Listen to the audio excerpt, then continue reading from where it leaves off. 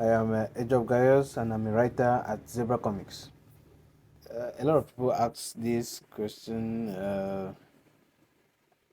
Like I always say, it goes back to when we were small. We used to love a lot of stories. We used to watch a lot of movies. So even though I followed the science route while in school, I still love literature. So I stuck with it. So with Zebra Comics give me the opportunity to follow that route in life, even though I'm a medical doctor. I'll say Yahweh is a subtle sci-fi story. Let me use the word subtle because the sci-fi elements are not prominent. So Yahweh is a subtle sci-fi drama that seeks to answer the question: Is religion really Africa's problem? Is religion the reason? Is religion holding Africa's development back? So that's a major theme in Yahweh. I remember, I think I followed a discussion where two people were arguing about religion and development, and Africa was their case study. So one was on the opinion that the thing that is slowing development in Africa is religion, like as we see it today. And the other person was saying that there are other places in the world where religion is practiced, or where Christianity, since that's what they were talking, the one they were talking about, is practiced. Yet they still have development.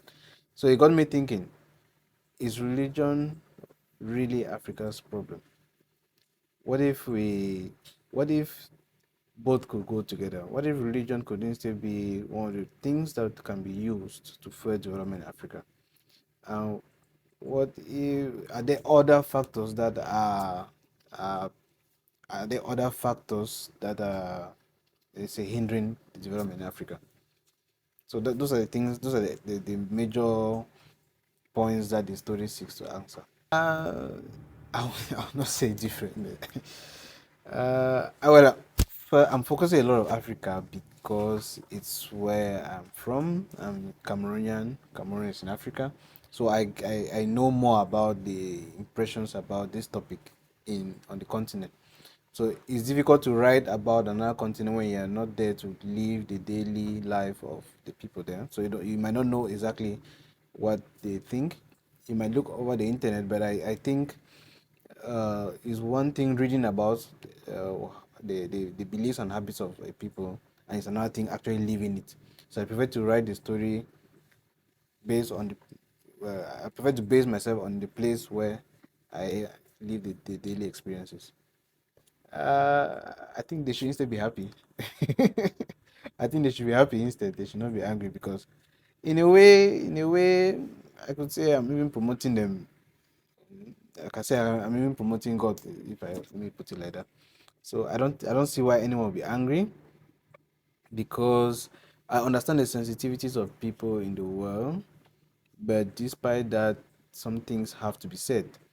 So the story does not seek to denigrate a certain group of people or put them aside or something like that. So we're just telling a story here. The story is just trying to make us think about this topic and see if we can all come to one conclusion. Did I have another title? I don't think so. I think this is one of those cases where I stuck with the first.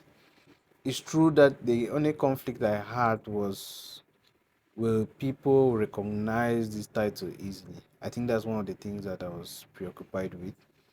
You see, it's pronounced Yahweh, but it's written YHWH.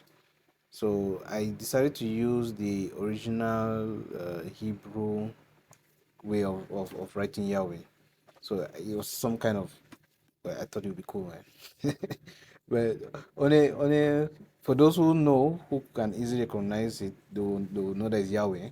Some people might not recognize it. So I felt like using that title might alienate a lot of people. But anyway, it's still an opportunity for them to learn that this is how Yahweh was written.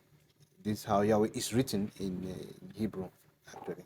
So it was always the only title I ever had. I never had a second one for it. Okay, I think I'll have two. I'll answer this in two ways.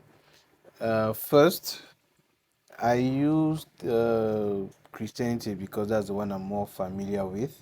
It would have been difficult to write about God from the Islamic point of view or from the Buddhist point of view without having ample knowledge on them. So I decided to go with what I'm used to or what I'm familiar with the most. And then concerning how is it going to help the world, I think the even though I use Christianity, I could say I use Christianity as a case study, but the questions that the story seeks to answer still still are still true to the other religions that exist in Africa. So whether it is Islam, Christianity, or whatever, the questions that Yahweh is trying to answer is religion hindering development in Africa?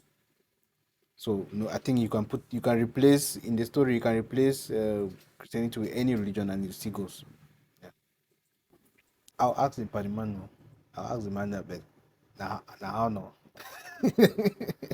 that, that was really the problem. What like is is there something that we are not seeing? Is there something we're missing? Because I think we have been behind for so long, and it's time for us to start moving forward. It's time for us to start thinking, to start seeing ourselves as people who can do more than they think they can. Be- Like, what are we missing? I'll ask you, what are we missing? Okay, so for the future, for the upcoming episodes of Yahweh, uh, the fans should expect a lot of surprises. Let me put it like that. A lot of surprises. So there will be some things that you never thought could happen in the story, but it will happen in this story. So there will be a lot of surprises. Let me put it like that.